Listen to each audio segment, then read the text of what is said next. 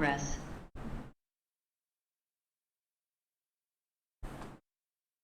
So guys, next concept, financing decisions of a firm.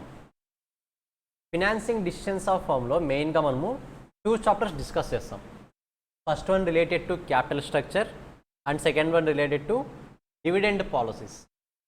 First ఈ chapter మొత్తం మీద మనం నేర్చుకునేది ఏంటి అంటే, ఓవరాల్గా ఫినాన్షియల్ డిసిషన్స్ ఆఫ్ ఫర్మ్ అంతా కన్సిడర్ చేస్తే టాపిక్ 1లో నథింగ్ బట్ క్యాపిటల్ స్ట్రక్చర్లో ఏమో నీ కంపెనీలో డెట్ ఉండడం వల్ల నీకు బెనిఫిటా అడ్వాంటేజా డిసడ్వాంటేజ్ అనేది నేర్చుకుంటాం.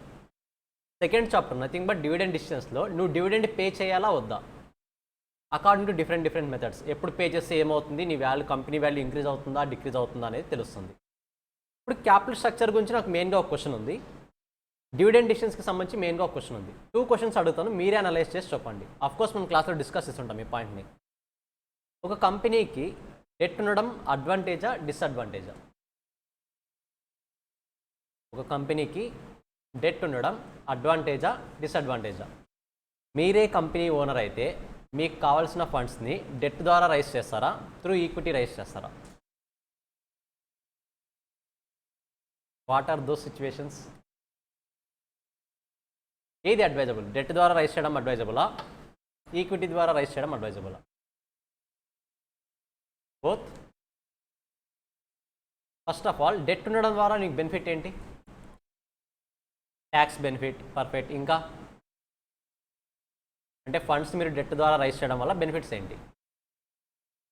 చీప్ కాస్ట్, తక్కువ కాస్ట్గా దొరుకుతుంది compare to equity, lower cost as well as tax benefit. మరి ఈక్విటీ ద్వారా రైజ్ చేయడం వల్ల మీకు బెనిఫిట్ ఏంటి?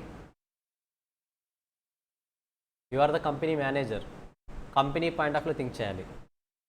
ఈక్విటీ ద్వారా రైజ్ చేయడం వల్ల మీకు బెనిఫిట్ ఏంటి?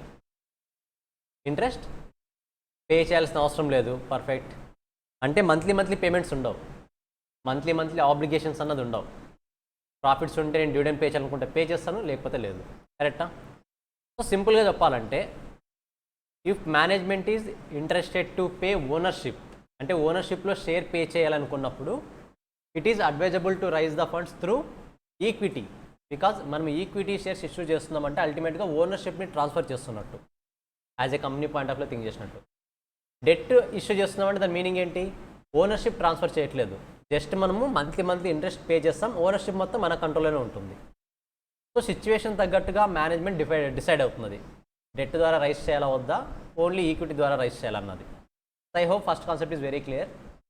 సెకండ్ పాయింట్ నథింగ్ బట్ మన డివిడెండ్ పాలసీకి సంబంధించింది. కంపెనీ ఏ డివిడెండ్ పే చేస్తూ ఉంది, కంపెనీ బి డివిడెండ్ పే చేయట్లేదు. ఈ రెండిట్లో మరి ఏ కంపెనీ బాగా పర్ఫామ్ చేస్తున్నట్టు? కంపెనీ ఏ డివిడెండ్ పే చేస్తూ ఉంది, కంపెనీ బి డివిడెండ్ పే చేయట్లేదు.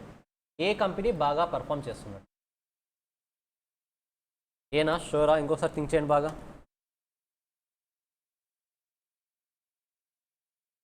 ఏనా? ఇంకోసారి బాగా థింక్ చేయండి. కంపెనీ ఏ డివిడెండ్ పే చేస్తూ ఉంది, కంపెనీ బి డివిడెండ్ పే చేయట్లేదు.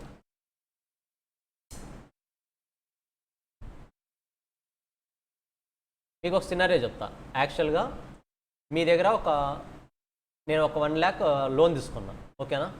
1 lakh లోన్ కాదు, నేను వేరే దగ్గర బాగా ఇన్వెస్టర్ అని చెప్పేసి మీరు నాకు 1 lakh ఇచ్చారు, ఓకేనా?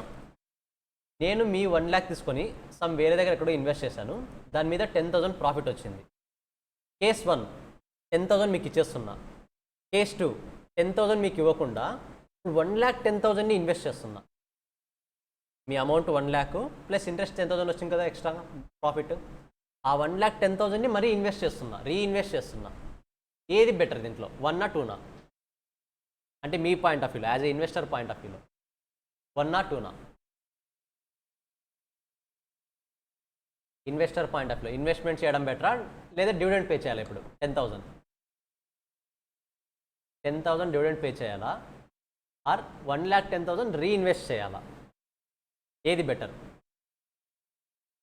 సో కంపెనీస్లో కూడా అంతే, డివిడెండ్ పే చేయలేదు అన్నంత మాత్రాన కంపెనీ బ్యాడ్గా పర్ఫామ్ చేస్తుంది అని కాదు. మేబీ ఆ వచ్చిన డివిడెండ్ అమౌంట్ని ప్రాఫిట్ నుంచి ఒక డివిడెండ్ పే చేస్తాం, డివిడెండ్ పే చేయకుండా వాటిని మేబీ మరి రీఇన్వెస్ట్ చేసి ఉండొచ్చు. ఖచ్చితంగా రీఇన్వెస్ట్ చేసే ఆపర్చునిటీస్ ఎక్కువ ఉన్నాయి, దాన్నే మనం రీటైన్డ్ ఎర్నింగ్స్ అంటాం. రీటైన్ చేసి వాటిని మరి అవసరం ఉన్నప్పుడు వేరే దగ్గర ఇన్వెస్ట్ చేస్తారు. అల్టిమేట్గా ఇన్వెస్టర్కి ఇంకా ఎక్కువ రిటర్న్స్ వస్తాయి లేదా? ఎక్కువ రిటర్న్స్ వస్తాయి. కాబట్టి డివిడెండ్ పే చేయనంత మాత్రాన బ్యాడ్ కంపెనీ, డివిడెండ్ పే చేసేనే గుడ్ కంపెనీ అనే కాన్సెప్ట్ కరెక్ట్ కాదు. మోర్ ఓవర్ కంపెనీ అనుకుంటే డివిడెండ్ పే చేస్తుంది, నథింగ్ బట్ పే చేయాలనుకుంటే పే చేస్తుంది, వద్దు అనుకుంటే పే చేయదు. మ్యాండేటరీ రూల్ అయితే ఏమీ లేదు ఖచ్చితంగా డివిడెండ్ పే చేయాలి అని. కంపెనీ ఇష్టం, అది పే చేయాలనుకుంటే పే చేస్తుంది, పే చేయొద్దు అనుకుంటే పే చేయొద్దు. ఇప్పుడు మీరు చెప్పండి, ఏ సినారియోస్లో కంపెనీ డివిడెండ్ పే చేయాలనుకుంటుంది? ఎస్, రీఇన్వెస్ట్ చేయొచ్చు కదా ఆ టైంలో. ప్రాఫిట్స్ ఎక్కువ వచ్చాయి, అమౌంట్ని రీఇన్వెస్ట్ చేయొచ్చు కదా. డివిడెండ్ పే చేయడం ఎందుకు? సారీ, షేర్ వాల్యూ ఇంక్రీజ్ చేయడానికా? డివిడెండ్ ఇష్యూ చేస్తే షేర్ వాల్యూ ఇంక్రీజ్ అవుతుందా? షూర్. డివిడెండ్ ఇష్యూ చేయడం వల్ల మార్కెట్లో రీచ్ ఎక్కువ వస్తుంది, ఈ కంపెనీ డివిడెండ్ పే చేసిందని. ఆటోమేటిక్గా మిగతా వాళ్ళందరూ కూడా షేర్ కొనడానికి ఇష్టపడతారు, నాకు కూడా డివిడెండ్ వస్తుంది కదా అని. ఎస్, షేర్ వాల్యూ ఇంక్రీజ్ అవుతుంది. పర్ఫెక్ట్. ఇంకా ఎప్పుడు పే చేస్తుంది? Simple general. Sorry Dinesh, returns తక్కువ వచ్చినప్పుడు డివిడెండ్ పే చేయడానికి అమౌంట్ ఉండదు కదా, ప్రాఫిట్స్ తక్కువ ఉంటాయి కదా. ప్రాఫిట్స్ వచ్చినప్పుడు వాళ్ళు ఇన్వెస్ట్ చేద్దాం అనుకున్నప్పుడు ఇన్వెస్ట్మెంట్ రేట్ ఆఫ్ రిటర్న్ ఎప్పుడైతే తక్కువ వస్తే డివిడెండ్ పే చేయాలి. Yes, one more point. But మెయిన్గా ఈ పాయింట్స్ అన్ని పక్కన పెడితే రెప్యుటేషన్కి సంబంధించి ఒక పాయింట్ ఉంటుంది. నా కంపెనీ మీద ఆల్రెడీ ఒక బ్యాడ్ నేమ్ ఫామ్ అయింది మార్కెట్లో, ఏదో సమ్ మ్యానిపులేషన్స్ చేస్తున్నారు, స్కామ్స్ చేస్తున్నారు, ప్రాఫిట్ జనరేట్ అవ్వట్లేదు, ఇలాంటి రూమర్స్ నా మీద జనరేట్ అయ్యి అనుకోండి, నా రెప్యుటేషన్ దెబ్బతింటుంది కదా, నా కంపెనీ రెప్యుటేషన్. ఇప్పుడు నేనేం చేయొచ్చు? డెఫినెట్గా నాకు వచ్చిన ప్రాఫిట్స్ తక్కువైనా సరే వాటిని డివిడెండ్గా పే చేస్తాను. డివిడెండ్గా పే చేస్తే బ్యాడ్ నేమ్ అనేది ఏమవుతుంది, ఇప్పుడు గుడ్ నేమ్గా కన్వర్ట్ అవుతుంది. ఇది సినారియో 1. సెకండ్ సినారియో, ఆల్రెడీ నాకు గుడ్ నేమ్ ఉంది, నువ్వు డివిడెండ్ డివిడెండ్ పే చేయకపోయినా పర్లేదు, మేము మీ దగ్గరే ఉంటామనే ఇన్వెస్టర్స్ కొంతమంది ఉంటారు. వీళ్ళు ఏం ఎక్స్పెక్ట్ చేస్తారు మన నుంచి? ఇంకా ఎక్కువ రిటర్న్స్ ఎక్స్పెక్ట్ చేస్తారు. రిటర్న్స్ అంటే వాళ్ళకి మంత్లీ క్యాష్ వెళ్ళాల్సిన అవసరం లేదు, వాళ్ళ మనీ ఇంక్రీజ్ అవుతూ వెళ్ళాలి. కాబట్టి ఇప్పుడు ఏం చేస్తాను నేను? ఇదే డివిడెండ్ని పే చేయకుండా రీఇన్వెస్ట్ చేస్తాను. ఆటోమేటిక్గా షేర్ వాల్యూ ఇంక్రీజ్ అవుతుందా లేదా? షేర్ హోల్డర్స్ వాల్యూ ఇంక్రీజ్ అవుతుందా లేదా? So guys, 2 scenarios. Dividend pay చేస్తే మంచి కంపెనీ, పే చేయకపోతే బ్యాడ్ కంపెనీ అనే ఇంటెన్షన్ ఉండకూడదు. Is it clear? సో ఇప్పుడు ఫినాన్సింగ్ డిసిషన్స్ ఆఫ్ ఫామ్లో మెయిన్గా మనము క్యాపిటల్ స్ట్రక్చర్ గురించి నేర్చుకుంటున్నాం. సింపుల్గా మన క్యాపిటల్ స్ట్రక్చర్లో డెట్ ఉండాలా ఉండకూడదా, ఉంటే ఏమవుతుంది, ఉండకపోతే ఏమవుతుంది అనేది ఈ టోటల్ కాన్సెప్ట్ డిస్కస్ చేస్తుంది. చూద్దాం. Capital structure. Capital structure is the combination of capital from different sources of finance. What are those different sources of finance? In generally, equity, debt. Two types of equity as well as debt.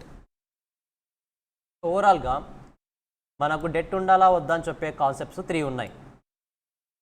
Capital structure relevance theory, capital structure irrelevance theory, capital structure other theories. టోటల్గా 3 categories: relevance theory, irrelevance theory, other theory. Relevance theory net income approach, traditional approach. Irrelevance theory net operating income approach, MM approach, Modigliani Miller approach.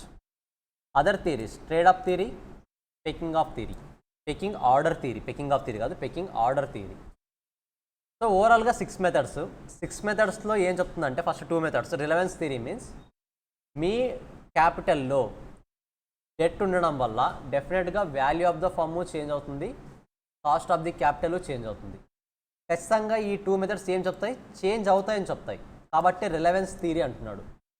మీ capital స్ట్రక్చర్లో debt ఉండడం ద్వారా డెఫినెట్గా value of the firm change అవుతుంది, as well as cost of capital కూడా change అవుతుంది అని చెప్పేది first 2 methods. That's why it is called relevance theory. Irrelevance theory అంటే ఏంటి? నీ cost of capital nothing but capital స్ట్రక్చర్లో డెట్ ఉన్నా డెట్ లేకపోయినా నీ value of the firm change అవ్వదు, కాస్ట్ ఆఫ్ క్యాపిటల్ కూడా చేంజ్ అవ్వదు అని చెప్పేది relevance theory. Irrelevance theory. Irrelevance. So debt ఉండడం అనేది ఇర్రిలవెన్స్. సో నీ క్యాపిటల్ స్ట్రక్చర్లో డెట్ ఉన్నా డెట్ లేకపోయినా ఎలాంటి చేంజ్ ఉండదు అని చెప్పేది ఇర్రిలవెన్స్ theory. Last one other theory structures. Trade off theory ఒక పర్టికులర్ బ్యాలెన్సింగ్ గురించి మాట్లాడుతుంది. Peking order theory particular order చెప్తుంది. నువ్వు కనుక ఒకవేళ ఫండ్స్ రైజ్ చేయాలనుకుంటే ఏ ఆర్డర్లో రైస్ చేస్తే నీకు బెనిఫిట్గా ఉంటుందని చెప్తుంది. సో 1 by 1 డిస్కస్ చేద్దాం. అందులో ఫస్ట్ వన్ రిలవెన్స్ థియరీలో net income approach. So according to this approach capital structure decisions are relevant to the value of the firm. These are relevant. And increase in financial leverage nothing but debt portion will lead to decline in the weighted average cost of capital. సింపుల్గా ఏం చెప్తున్నాడు, మీరు debt పోర్షన్ని కనుక increase చేస్తే ఏది decrease అవుతుంది? Cost of capital decrease అవుతుంది. Cost decrease అయిందంటే వాల్యూ ఆఫ్ ద ఫర్మ్ ఏమవుతుంది? ఆటోమేటిక్గా ఇంక్రీజ్ అవుతుంది. సో మీ క్యాపిటల్ స్ట్రక్చర్లో డెట్ ఉంటే కాస్ట్ డిక్రీజ్ అవుతుంది, ఆటోమేటిక్గా value of the firm increase అవుతుంది. The value of the firm as well as market price of ordinary share will increase. Market share increase అవుతుంది, as well as value of the firm కూడా increase అవుతుంది. As per NI approach కేడి and KE will remain constant. అంటే cost of debt, cost of equity ఎప్పటికీ కూడా కాన్స్టెంట్గానే ఉంటాయి. That's why it is called irrelevance theory. Cost of capital thing but KO will decrease with the help of debt. Thing but డెట్ని ఎక్కువ use చేస్తే cost of capital decrease అవుతుంది. Market value of equity and firm will increase with the help of use of debt. Nothing but market value as well as value of the firm రెండు కూడా debt use చేయడం ద్వారా increase అవుతాయి అంటున్నాడు. Plus to sum up net income approach ఏమీ లేదు. మీరు మీ కంపెనీలో డెట్ యూస్ చేశారా, ఆటోమేటిక్గా ఏది డిక్రీజ్ అవుతుంది? కాస్ట్ డిక్రీజ్ అవుతుంది. కాస్ట్ డిక్రీజ్ అవుతుంది కాబట్టి వాల్యూ ఆఫ్ ద ఫర్మ్ ఏమవుతుంది? ఇంక్రీజ్ అవుతుంది. వాల్యూ ఆఫ్ ద ఫర్మ్తో పాటు ఏది కూడా ఇంక్రీజ్ అవుతుంది? Market price of the share. Simple 3 points. Just ఒకసారి చదవండి అది.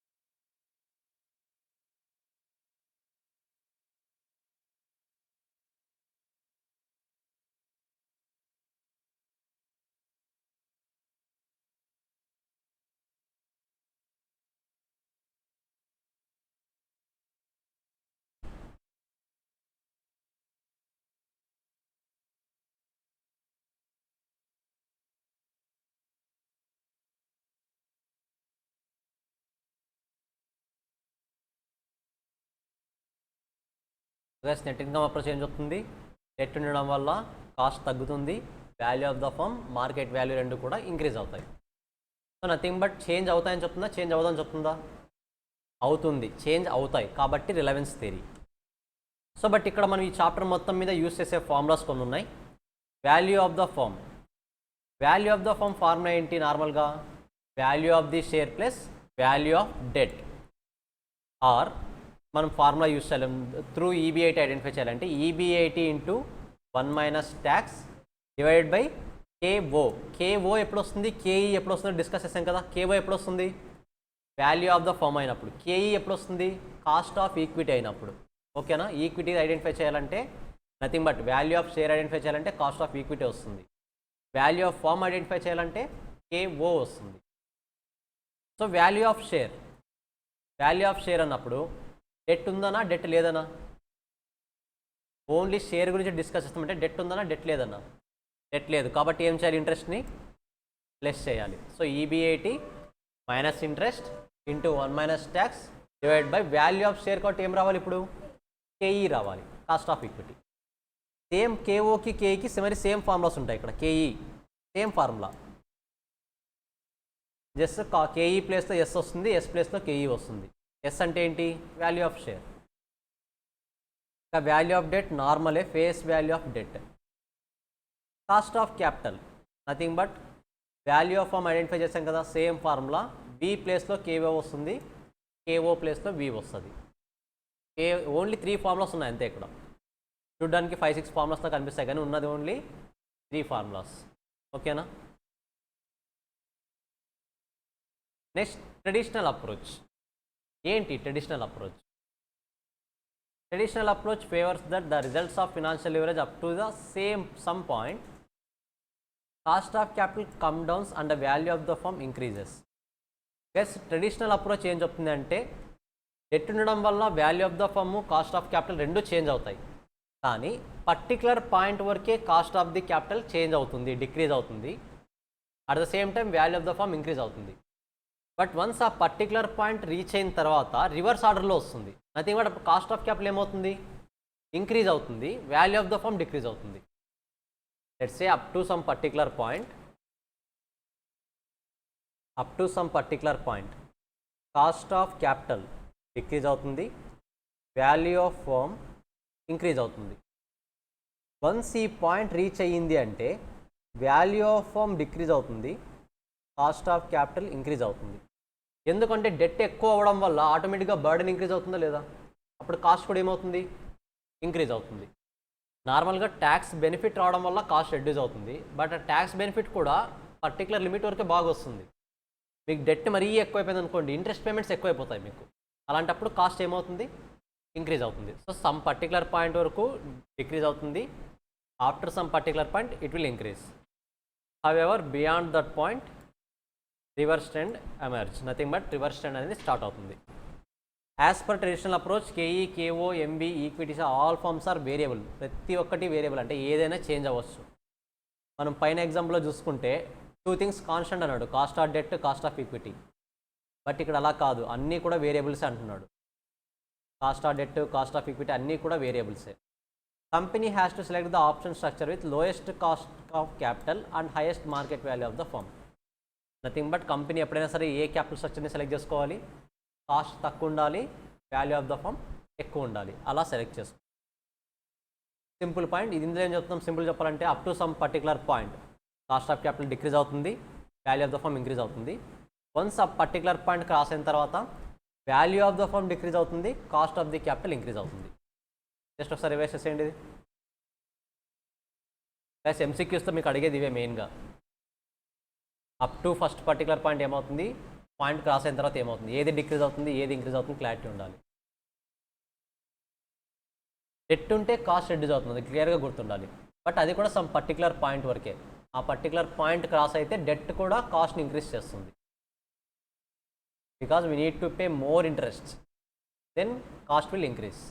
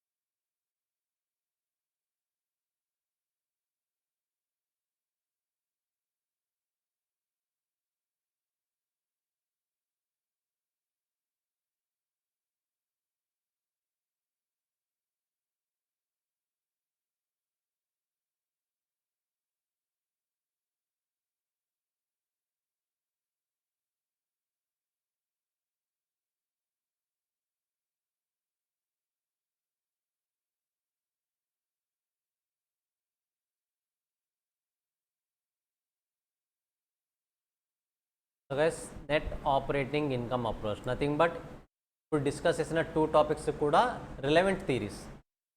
నథింగ్ బట్ చేంజ్ అవుతాయని చెప్తాయి. Value of the firm, cost of capital change అవుతాయని చెప్తాయి. బట్ ఇప్పుడు చెప్పేమని చెప్తాయి? ఇర్రిలవెన్స్ థీరీ, ఎలాంటి చేంజెస్ ఉండవని చెప్తాయి. According to this approach capital structure decisions of the firms are always irrelevant. So nothing but మీ కంపెనీలో డెట్ ఉన్నా డెట్ లేకపోయినా value of the firm, cost of capital change అవ్వదు అని చెప్తాయి. Any change in the leverage will not lead to any change in the value of the firm and market value of the share, and overall cost of capital is independent of the degree of the leverage. Nothing but మీకు ఎంత percentage of debt ఉంది అనే దాంతో cost of క్యాపిటల్కి, value of ఫర్మ్కి, market వాల్యూకి సంబంధమే లేదు. మీరు ఎంత డెట్ అయినా ఉన్ని సేమ్గానే ఉంటుందని చెప్తాయి. As per net income approach, KD, KO, MV value of the firms remains constant in case of without tax structure. Tax structure లేకున్నప్పుడు ఇవన్నీ కూడా కాన్స్టెంట్. ట్యాక్స్ స్ట్రక్చర్ ఉంటే ఆటోమేటిక్గా మనకి ఏమొస్తుంది? ట్యాక్స్ బెనిఫిట్ వస్తుంది. అప్పుడు value of the firm change అవుతుందా లేదా? డెఫినెట్గా చేంజ్ అవుతుంది. KD will remain constant in case of with tax structure and increase with the debt and value of the firm will increase and the KO will decrease. Nothing but tax structure ఉంటే కనుక value of the firm increase అవుతుంది, market value increase అవుతుంది, cost of capital decrease అవుతుంది. Nothing but tax benefit వస్తుందంటే cost reduce అయినట్టే కదా మనకి. కాబట్టి ట్యాక్స్ ఉంటే ఖచ్చితంగా cost of capital will decrease. Cost of capital decrease అయిందంటే value of the firm increase అవుతుంది. Value of the firm increase అయిందంటే market value of the share కూడా ఇంక్రీజ్ అవుతుంది. ఓకేనా? సేమ్ ఫార్ములాస్ మనం యూజ్ చేసేదే, కాకపోతే ఇక్కడ లివర్డ్ ఫామ్, అన్లివర్డ్ ఫామ్ అని వస్తాయి. సింపుల్గా చెప్పాలంటే డెట్ లేనప్పుడు, డెట్ ఉన్నప్పుడు. 1 more 4 marks important question. Calculate the value of levered firm అంటాడు. మనకి వాల్యూ ఆఫ్ లివర్డ్ ఫామ్ కావాలంటే first value of unlevered firm తెలియాలి. What is the formula? EB80 into 1 minus tax divide by cost of capital. We're considering the entire company. That's why we need to consider cost of capital. ఈ cost of capital add చేసిన తర్వాత unlevered firm value వస్తుంది. Unlevered ఫామ్కి direct tax effect add చేస్తే R tax benefit add చేస్తే లివర్డ్ form value వస్తుంది.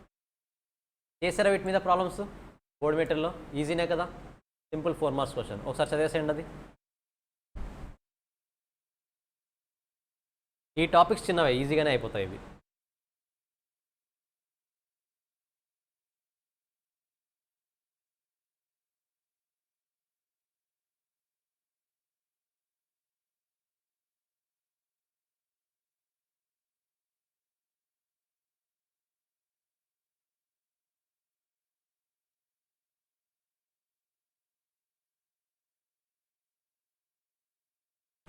ఎగ్జాక్ట్గా 1 month ఉంది రైట్ ఎగ్జామ్కి, అంతే కదా? నెక్స్ట్ 11th కదా, June 11th కదా ఎగ్జామ్. 10th 11th 10th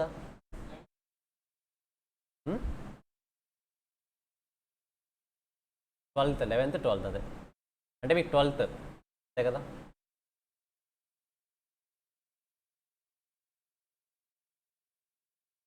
లేదా సంబంధించి బెస్ట్ చిన్న ఎగ్జాంపుల్ కూడా ఇచ్చాను, జస్ట్ చూసుకోండి. ఆ వాల్యూస్ సబ్స్టిట్యూట్ చేయడం అంతే, అంతకుమించి ఏం లేదు. అది ఆడి మీరు బోర్డ్ మీటర్లో చేస్తుంటారు ఆ ఫార్ములాస్ అన్నీ కూడా. So MM approach, Modigliani Miller approach. Same approach మనకు డివిడెండ్స్తో కూడా వస్తుంది. సో ఈ మెథడ్ డివిడెండ్స్లో ఇంపార్టెంట్, ఇక్కడ కాదు, డివిడెండ్స్లో ఇంపార్టెంట్. నార్మల్గా క్యాపిటల్ స్ట్రక్చర్లో ఎంఎం అప్రోచ్ అంతగా అడగడు, బట్ మెయిన్గా ఎక్కడ అడుగుతాడంటే డివిడెండ్స్ ప్రాబ్లమ్స్లో అడుగుతాడు. According to Modigliani Miller approach, in a perfect world without taxes or other issues, a company's total value does not dependent on how it is financed. Nothing but debt ద్వారా raise చేశారా, equity ద్వారా raise చేశారా అన్నది MM approach consider చేయదు. Because MM approach feels there will be no effect on debt portion on the value of the firm. They suggest that while adding debt increase the cost of equity, it also lower the cost of debt, keeping the overall cost of the capital same. Guys ఒకసారి బాగా చదవండి ఇది. While adding debt increase the cost of equity, it also lower the cost of the debt. Debt ద్వారా raise చేయడం వల్ల cost increase అవుతుంది నార్మల్గా, కరెక్టా?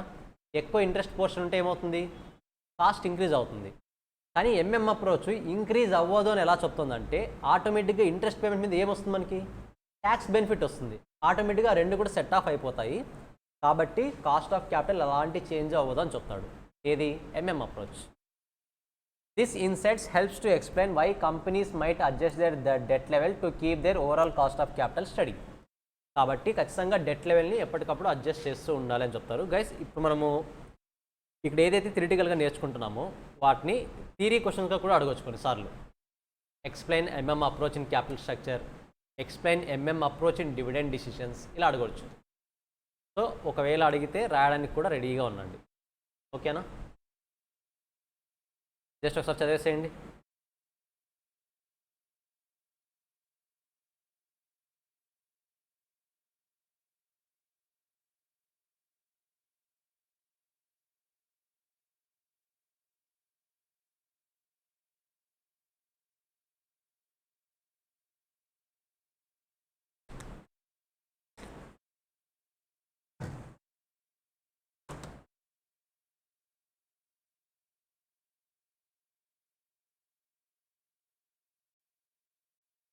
ఎంఏ భయంగా ఉందా?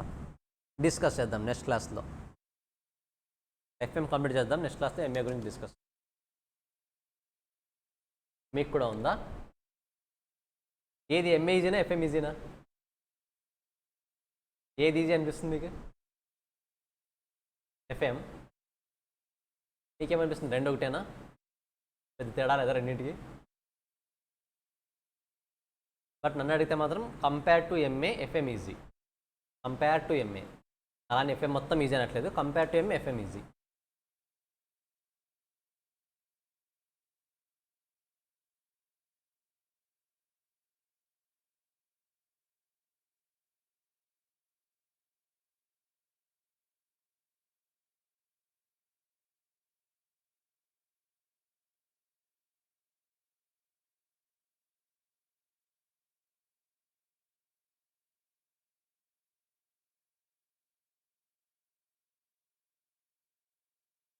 So guys clear?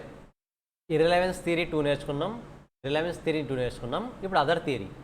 అదర్ థియరీలో ట్రేడ్ ఆఫ్ థియరీ. సింపుల్గా చెప్తాను, గుర్తుపెట్టుకోండి. ట్రేడ్ ఆఫ్ అంటేనే balancing. Trade off means balancing. ఈ ట్రేడ్ ఆఫ్ థియరీ ఏం చెప్తుందంటే, మీరు డెట్ ద్వారా రైస్ చేయాలనుకుంటే రైస్ చేయండి. డెట్ ద్వారా రైస్ చేయడం వల్ల మీకు బెనిఫిట్ ఏమొస్తుంది? Cheap cost as well as tax benefit, 2 benefits వస్తాయి. కానీ ఆన్ ద అదర్ హ్యాండ్ మీకు ఇంట్రెస్ట్ పేమెంట్ అనేది ఇంక్రీజ్ అవుతూ వెళ్తుంది. కాబట్టి ఆ ఇంట్రెస్ట్ పేమెంట్ మీ కంపెనీకి బర్డెన్ అవ్వకుండా మీరే బ్యాలెన్స్ చేయాలని చెప్తుంది. ఇంట్రెస్ట్ పేమెంట్స్ మరీ ఎక్కువ అనుకోండి, కంపెనీకి బర్డెన్ అవుతుంది. కరెక్టా? సో ఇంట్రెస్ట్ పేమెంట్స్ కంపెనీకి బర్డెన్ అవ్వకుండా మీరే టేక్ కేర్ చేయాలి. ఇక్కడ మోర్ ఓవర్ ఇంట్రెస్ట్ అనేది టైం టు టైం పే చేయకపోతే మన మీద లీగల్ కేసెస్ క్రియేట్ అవుతాయి. అప్పుడు లీగల్ ఎక్స్పెన్సెస్ కూడా ఇంక్రీజ్ అవుతాయి. సో ఇవన్నీ కూడా క్రియేట్ అవ్వకుండా ఉండాలంటే ప్రతిదాన్ని బ్యాలెన్స్ చేస్తూ వెళ్ళండి. దేన్ని? మీకు వస్తున్న బెనిఫిట్ని, మీకు వస్తున్న బర్డెన్ని. బర్డెన్ ఏది? ఇంట్రెస్ట్. బెనిఫిట్ ఏది? Tax benefit, cheap cost. ఈ రెండింటిని బ్యాలెన్స్ చేస్తూ వెళ్ళమని చెప్పేదే trade off theory. I hope it is very clear. మీకు వచ్చే బెనిఫిట్ని, మీకు వచ్చే బర్డెన్ని రెండింటిని బ్యాలెన్స్ చేయాలి. బెనిఫిట్ ఏంటి? Cheap rate, tax benefit. Burden ఏంటి? Interest payment. ఇంట్రెస్ట్ పేమెంట్ని డిలే చేస్తే లీగల్ ఎక్స్పెన్స్ ఇంకర్ అవ్వాలి. సో ఈ టైప్ ఆఫ్ పేమెంట్స్ అన్నింటినీ కూడా బ్యాలెన్స్ చేస్తూ వెళ్ళండి అని చెప్పేది ట్రేడ్ ఆఫ్ థియరీ. ఓకేనా? వీటి మీద ప్రాబ్లమ్స్ ఏమి ఉండవు మనకి. జస్ట్ ఎగ్జామినేషన్ పాయింట్ ఆఫ్లో 2 మార్క్స్ థియరీ క్వశ్చన్ అడగవచ్చు. సో 2 మార్క్స్ థియరీ అన్నప్పుడు మీకు గుర్తుండిపోవాలి, బెనిఫిట్స్, బర్డెన్స్ రెండింటిని ట్రేడ్ ఆఫ్ చేయాలి, బ్యాలెన్స్ చేయాలి. So that is called trade off theory. And last one, Peking order theory. Pecking order theory ఏం చెప్తుంది? నువ్వు ఈక్విటీ ద్వారా అయినా రైస్ చేయి, డెట్ ద్వారా అయినా రైస్ చేయి, కానీ ఒక ఆర్డర్లో రైస్ చేయి. ఇష్టం వచ్చినట్టు రైస్ చేయకుండా ఒక ఆర్డర్లో రైస్ చేయి. ఆర్డర్ ఏంటి? ఫస్ట్ నీకు రీటైన్డ్ ఎర్నింగ్స్ ఉంటున్నాయా? నువ్వు ఒక బిజినెస్కి ఏమైనా నీకు ఫండ్స్ కావాలి అంటే ఈ రీటైన్డ్ ఎర్నింగ్స్ని యూస్ చేసుకో. వన్స్ రీటైన్డ్ ఎర్నింగ్స్ అయిపోయిన తర్వాత కూడా నీకు ఇంకా అమౌంట్ కావాలా? డెట్ ద్వారా రైస్ చేయి. వన్స్ డెట్ ద్వారా రైస్ చేసిన అమౌంట్ కూడా సరిపోవట్లేదా? అప్పుడు ఫ్రెష్ ఇష్యూ చేయి ఈక్విటీ. అంతవరకు ఈక్విటీ షేర్స్ ఇష్యూ చేయొద్దు అని చెప్తుంది. గైస్ మరీ చెప్తున్నా, పెకింగ్ ఆర్డర్ థియరీ ఎంసీక్యూస్కి ఆర్డర్ ఇంపార్టెంట్. ఫస్ట్ ఎక్స్పాన్షన్ చేయాలంటే నీ దగ్గర ఉన్న రీటైన్డ్ ఎర్నింగ్స్ యూస్ చేయి. రీటైన్డ్ ఎర్నింగ్స్ తర్వాత డెట్ ద్వారా రైస్ చేయి. డెట్ ద్వారా కూడా కంప్లీట్ అయిన తర్వాత ఫండ్స్ నీకు ఇంకా అవసరమైన అనుకోండి, దేని ద్వారా రైస్ చేయాలి? ఈక్విటీ. Simple order 1 2 3. ఓకేనా? Maybe MCQs very important. Just ఒకసారి లాస్ట్ 2 చదివేసండి ఒకసారి. So this is the end of capital structure. చాలా సింపుల్ కాన్సెప్ట్ చెప్పాను కదా, ఈజీగా అయిపోతుంది. జస్ట్ 5 ఫార్ములాస్ గుర్తుంటే చాలు. Cost of equity, value of the firm, value of the share, cost of capital. 4 formulas గుర్తుంటే చాలు. లివర్డ్ ఫార్మ్, అన్లివర్డ్ ఫార్మ్, ఓవరాల్గా 6 ఫార్ములాస్. ఓన్లీ 6 ఫార్ములాస్ మీద చాప్టర్ అంతా డిపెండ్ అవుతుంది.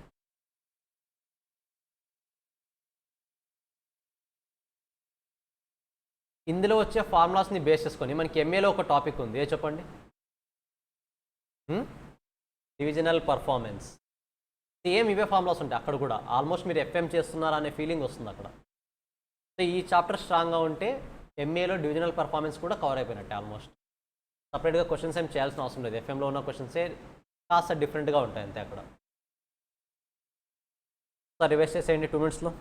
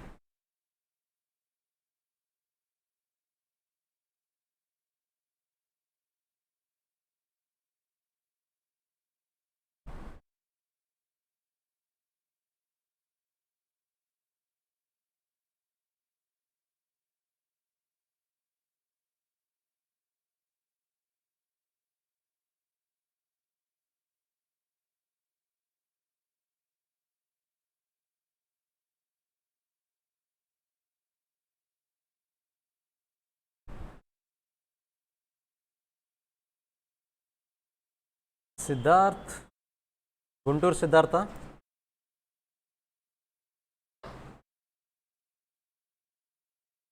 సిద్ధార్థ్, గుంటూరులో నన్ను మీట్ అయ్యకు నువ్వేనా? Yes, okay.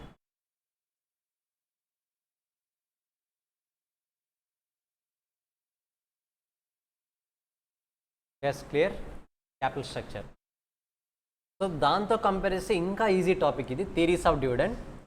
జనరల్గా ఒక 5 ఫార్ములాస్ ఉంటాయి, 5 or 6 ఫార్ములాస్.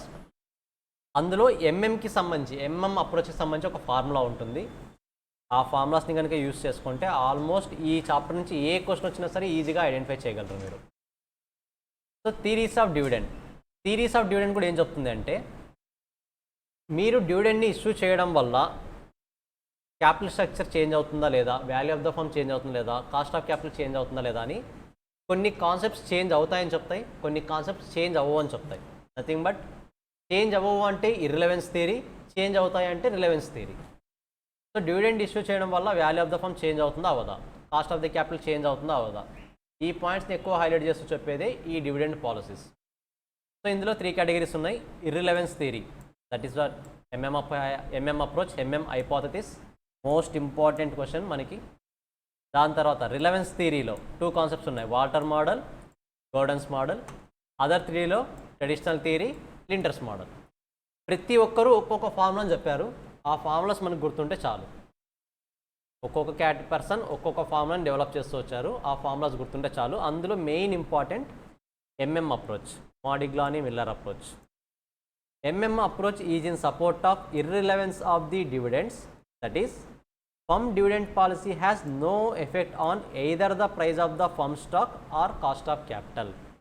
నువ్వు డివిడెండ్ పే చేసినా ఏం ప్రాబ్లం లేదు, పే చేయకపోయినా ఏం ప్రాబ్లం లేదు. దీనివల్ల value of the firm, cost of capital change అవ్వదు అని చెప్తాడు ఎవరు, ఎంఎం అప్రోచ్. ఇక్కడైనా అదే పాయింటే, క్యాపిటల్ స్ట్రక్చర్లో కూడా అదే పాయింటే. బట్ క్యాపిటల్ స్ట్రక్చర్లో డెట్ని బేస్ చేసుకొని చెప్తారు, ఇక్కడ డివిడెండ్ని బేస్ చేసుకొని చెప్తారు. So steps, simple steps, very very important question for 10 marks. Only 3 formulas గుర్తుంటే చాలు, 3 స్టెప్స్. స్టెప్ 1లో మనం ఏం క్యాలిక్యులేట్ చేస్తాం, క్యాలిక్యులేట్ P1. ఫార్ములా ఏంటి, P0 equal to P1 plus D1 divide by 1 plus KE. గుర్తున్నాయా, బాగా ప్రాక్టీస్ చేస్తాం అప్పుడు ఈ ఫార్ములాస్ని. సో స్టెప్స్ గుర్తుండాలి, ఫార్ములాస్ గుర్తుండాలి. దీన్ని బేస్ చేసుకొని ఏం ఐడెంటిఫై చేస్తాం మనము, P1ని ఐడెంటిఫై చేస్తాం, కరెక్టా. P1 ఐడెంటిఫై చేస్తాం, సేమ్ ఇదే ఫార్ములాని P1లో కన్వర్ట్ చేసాం. Step 2, calculate new shares. Formula ఏమి, ఫండ్స్ రిక్వైర్డ్ బై P1 అంటే market value, present market value షేర్కి ఎంత అయితే ఉందో ఆ వాల్యూ తీసుకుంటాం. మరి ఫండ్స్ రిక్వైర్డ్ అంటే ఏమేమి, investment plus dividends minus earnings. మనం ఎంత డివిడెండ్ పే చేయాలో కూడా అది కూడా కాస్ట్లో క్యాలిక్యులేట్ చేసుకోవాలి కదా, రీపే చేయాలి కాబట్టి. Investment plus dividend minus earnings divide by P1 అయితే P1. అలాగే last one, calculate the value of the firm. Formula ఏంటి, n plus delta n into P1 minus investment plus earnings divide by 1 minus KE. 3 formulas ఉంటాయి. 3 ఫార్ములాస్ని use చేసి మీరు ఏం prove చేయాలి, case 1 dividend pay చేస్తే వాల్యూ ఎంత వస్తుంది, కేస్ 2 డివిడెండ్ పే చేయకపోతే వాల్యూ ఎంత వస్తుంది. నథింగ్ బట్ 2 ఫార్ములాస్లో కూడా డిఫరెన్స్ అమౌంట్ ఎక్కడ వస్తుంది, ఓన్లీ D వాల్యూ దగ్గర వస్తుంది. కేస్ 1లో డివిడెండ్ పే చేస్తున్నారంటే క్వశ్చన్లో ఎంత డివిడెండ్ చెప్తే అంత డివిడెండ్ పే చేస్తారు. కేస్ 2లో డివిడెండ్ పే చేయకూడదు కాబట్టి D ప్లస్లో ఏం తీసుకుంటారు ఇప్పుడు, 0. సో ఈవెన్ 0 తీసుకున్నా సరే, వేరే వాల్యూ ఏం తీసుకున్నా సరే, end of the day value of the firm same ఉందని ప్రూవ్ చేయాలి. ప్రూవ్ చేస్తే ఈజీగా 8 to 10 మార్క్స్ వస్తాయి. ఒకే క్వశ్చన్ అడుగుతాడు అంతే, 8 to 10 మార్క్స్ క్వశ్చన్. ఒకసారి ఫార్ములాస్ బాగా చదవండి, అవి కన్ఫ్యూజ్ అవ్వకుండా. ఫార్ములాస్ ఖచ్చితంగా ప్రాక్టీస్ చేయాలి బాగా. ఐ హోప్ క్లాస్లో చెప్పించి గుర్తున్నాయని అనుకుంటున్నా. బట్ వారి అలాగే కంటిన్యూ చేయాలి, ఫ్రీక్వెంట్గా టైం పీరియడ్లో వాటిని రివైజ్ చేస్తే గుర్తుంటాయి. గ్యాప్ వచ్చింది అంటే మళ్ళీ ఫస్ట్కి వస్తుంది సినారియో అంతా.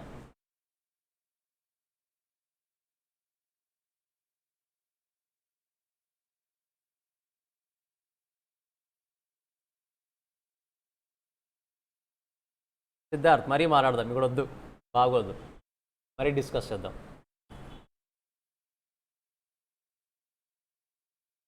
బాగున్నా గుంటూరు కూడా గుర్తుంది ఇంకా.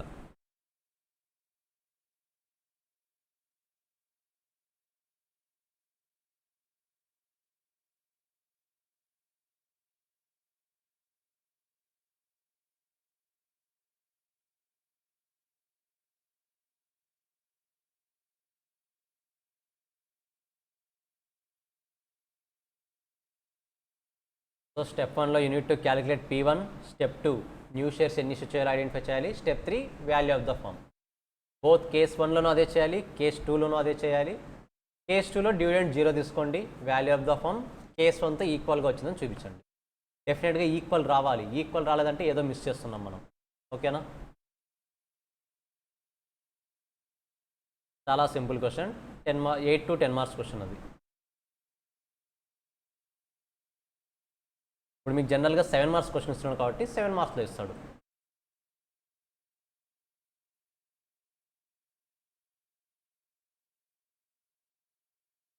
Yes clear. ఇంకా మిగతా డివిడెండ్స్ సంబంధించిన ప్రతిదీ కూడా మీరు చేయాల్సింది ఒకటే, నేమ్ గుర్తుపెట్టుకొని ఆ నేమ్కి ఫార్ములా ఏంటి గుర్తుంటే చాలు. డివిడెండ్ డిసిషన్స్కి సంబంధించి క్వశ్చన్స్ ఎప్పుడైనా ఎలా ఉంటాయంటే డీటెయిల్స్ మొత్తం ఇస్తాడు, according to Walter model solve చేయండి అంటాడు. So nothing but according to Walter model అన్నప్పుడు మీకు ఏం గుర్తు రావాలి, వాల్టర్ మోడల్ ఫార్ములా గుర్తు రావాలి.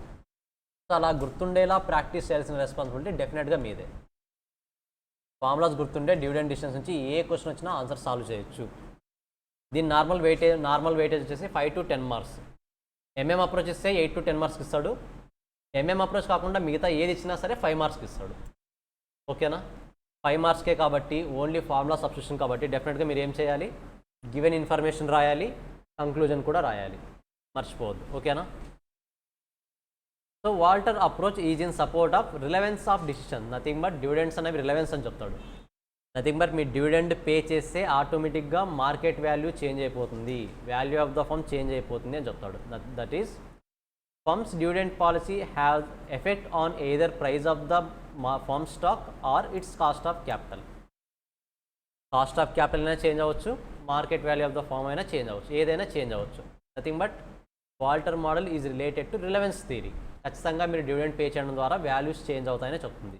సో దానికి ఫార్ములా ఏమి ఇచ్చాడు, market price equal to D plus R into E minus D by KE divided by KE. గుర్తుందా ఫార్ములా అది? సో బాగా ప్రాక్టీస్ చేయండి, ఖచ్చితంగా ప్రాక్టీస్ చేయాలి. మెయిన్ ఎగ్జామ్లో పి అంటే ఏంటి, ఈ అంటే ఏంటి, డి అంటే ఏంటి ప్రతిదీ కూడా రాయాలి. బికాస్ 5 మార్క్స్ క్వశ్చన్ మీద జస్ట్ ఫార్ములా సబ్స్టిట్యూట్ చేస్తే మార్క్స్ అని ఎక్స్పెక్ట్ చేయొద్దు. ఖచ్చితంగా వాల్టర్ మోడల్ ఏం చెప్తుంది, ఇది రిలవెన్స్ థియరీనా ఇర్రిలవెన్స్ థియరీనా అది రాయాలి, ఫార్ములా రాయాలి, క్వశ్చన్లో గివెన్ ఇన్ఫర్మేషన్ రాయాలి, పి అంటే ఏంటి, ఈ అంటే ఏంటి, డి అంటే ఏంటి ఇవన్నీ కూడా రాయాలి. ఓకేనా? ఏ ప్రాబ్లం వచ్చినా అంతే డివిడెండ్ డిసిషన్స్ నుంచి. జస్ట్ వేస్ట్ చేయండి ఇది కూడా ఫార్ములా.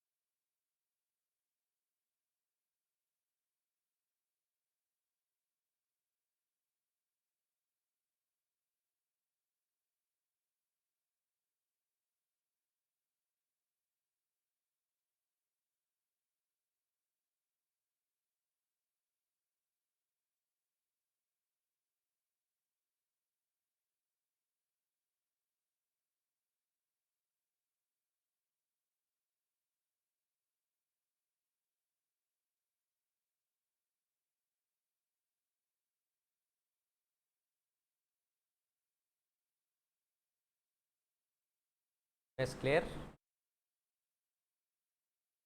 ఇక్కడ ఈ ప్రాబ్లమ్స్ వచ్చినప్పుడు వాల్టర్ మోడల్స్ వచ్చినప్పుడు డివిడెండ్ ఎంత పే చేయాలని వాళ్ళు చెప్పారు, మనం ఐడెంటిఫై చేయాలి. డివిడెండ్ ఎంత పే చేయాలని మనం ఐడెంటిఫై చేయాలి. ఖచ్చితంగా క్వశ్చన్లో ఆర్ వాల్యూ ఎంత ఇస్తాడు, కేఈ వాల్యూ ఎంత ఇస్తాడు, nothing but rate of return ఎంత ఇస్తాడు, రిటర్న్ ఆన్ ఇన్వెస్ట్మెంట్ ఎంత ఇస్తాడు, కాస్ట్ ఆఫ్ ఈక్విటీ కూడా ఎంత అనేది ఇస్తాడు. If rate of return is greater than KE then you are not required to pay dividend. Dividend pay చేయాల్సిన అవసరం లేదు. If RE equal to KE every pay out ratio is optimum. Nothing but మీరు ఎంత dividend pay out ratio ఎంత dividend pay చేసినా సరే value of the firm మ్యాక్సిమంకి reach అవుతుంది. If R is less then KE డెఫినెట్గా మీరు 100% డివిడెండ్ పే చేయాలి. క్వశ్చన్లో వాడు చెప్పినా చెప్పకపోయినా మనమే డిసిషన్ తీసుకోవాలి ఇక్కడ. ఓకేనా? R value KE value compare చేయండి. If R is greater then KE you are not required to pay dividend. కాబట్టి మీరు ఇక్కడ డి ప్లస్ ఏం తీసుకోవచ్చు, 0 తీసుకోవచ్చు డైరెక్ట్గా. అలా కాకుండా ఆర్ ఈక్వల్ టు కేఈ అనుకోండి, మీరు ఎంత డివిడెండ్ అయినా పే చేయండి, value of the firm optimum అవుతుంది, మ్యాక్సిమం రీచ్ అవుతుంది.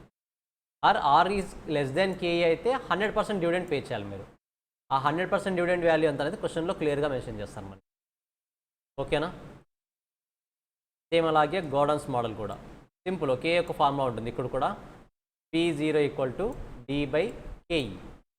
మరి ఆ P0 ఎలా వస్తుంది? D అంటే ఏంటి ఇక్కడ? D1. D1 మీన్స్ ఆల్రెడీ మనం ప్రీవియస్ ఇయర్లో పే చేసిన డివిడెండ్కి గ్రోత్ రేట్ యాడ్ చేయాలి. ఆల్రెడీ ప్రీవియస్ ఇయర్లో పే చేసిన డివిడెండ్కి ఎంత ఇంక్రీజ్ చేయాలో చెప్తాడు, ఆ గ్రోత్ రేట్ యాడ్ చేయాలి. సో ఓవరాల్గా ఈ 2 ఫార్ములాస్ వస్తాయి, రెండు ఒకే ఫార్ములాస్ అవి, కాకపోతే డివిడెండ్కి గ్రోత్ రేట్ యాడ్ చేస్తే ఏమవుతుందో చెప్పాడు అంతే. ఆ గ్రోత్ రేట్ కొన్ని క్వశ్చన్స్లో డైరెక్ట్గా ఇచ్చేస్తాడు, ఒకవేళ ఇవ్వకపోతే retained earnings into IRR. Retained earnings into IRR.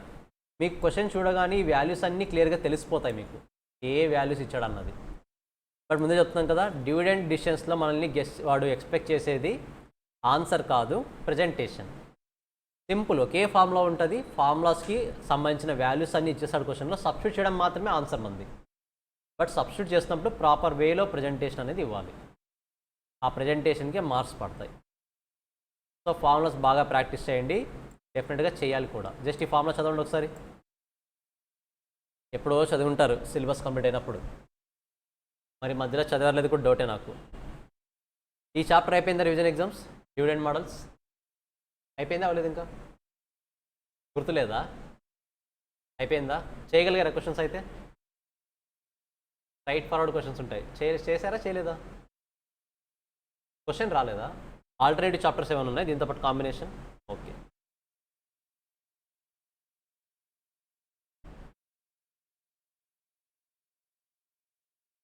ఇక్కడ కూడా same formulas, RE KE compare చేయాలి డెఫినెట్గా.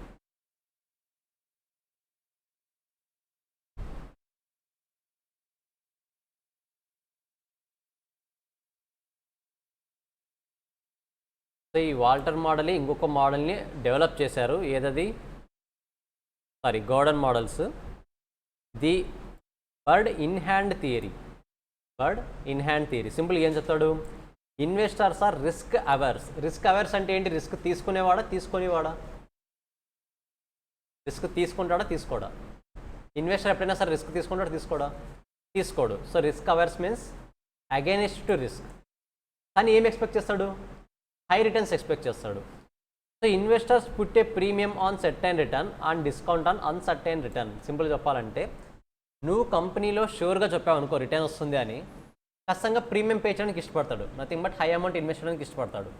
రిటర్న్స్ రావు అంటే అల్టిమేట్ గేమ్ ఎక్స్పెక్ట్ చేస్తాడు, నువ్వు నీ షేర్ని డిస్కౌంటింగ్లో ఇవ్వాలంటాడు.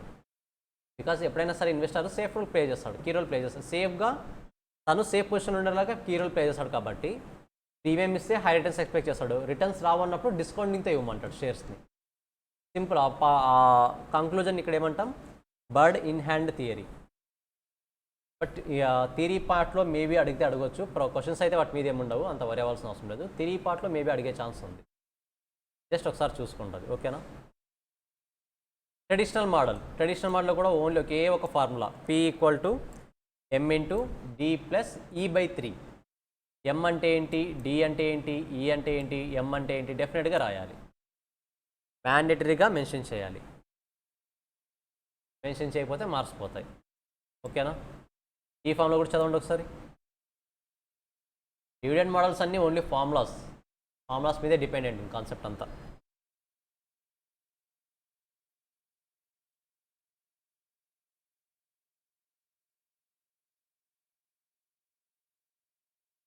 And the last one is tinter model. ఎన్ని ఫార్ములాస్ ఉంటాయి? ఇక్కడ కూడా ఒక ఫార్ములానే, D1 = D0 + earning per share into target payout ratio minus D0 into AF, nothing but adjusted factor. అన్ని ఇన్ఫర్మేషన్స్ క్వశ్చన్లో క్లియర్గా ఇస్తారు మనకు, జస్ట్ సబ్స్టిట్యూట్ చేయండి. ఓకేనా? డిఫరెంట్ ఎక్స్పర్ట్స్ వాళ్ళు అనలైజ్ చేసిన మెథడ్ని బేస్ చేసుకుని వాళ్ళ నేమ్ మీదే మోడల్ని డెవలప్ చేస్తుంటారు, కాబట్టి ఆ నేమ్స్ అన్నీ మీకు అలా అనిపిస్తాయి. ఒకసారి 2 minutesలో మొత్తం ఫార్ములాస్ మొత్తం రివైజ్ చేసేయండి డివిడెండ్ పాలసీలో.